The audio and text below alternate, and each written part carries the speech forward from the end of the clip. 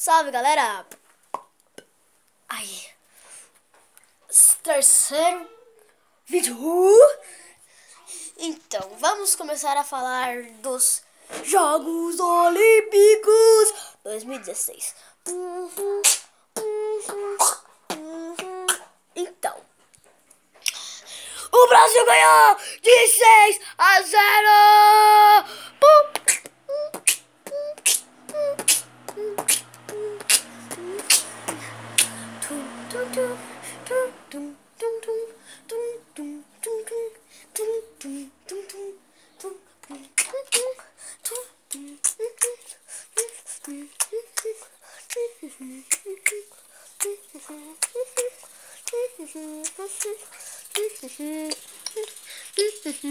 Malandra, gente, a menina inocente torceu pra gente só pra poder ver o jogo. Malandra, gente, fez cara de carente, fazendo gol. O Neymar começou a seduzir.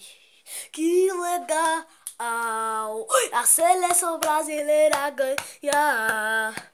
O meu peito dói de tanto emoção de peidar. Eu só peido aqui, eu só peido aqui, eu só peido aqui. Vai.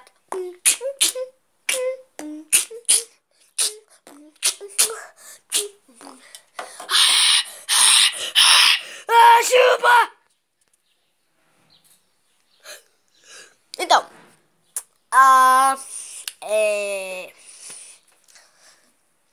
como este é o terceiro vídeo, o Brasil perdeu pra América no vôlei masculino. Tô brincando, gritando no meu peito. Sabe o filme lá, Batman vs Superman? Da hora, né?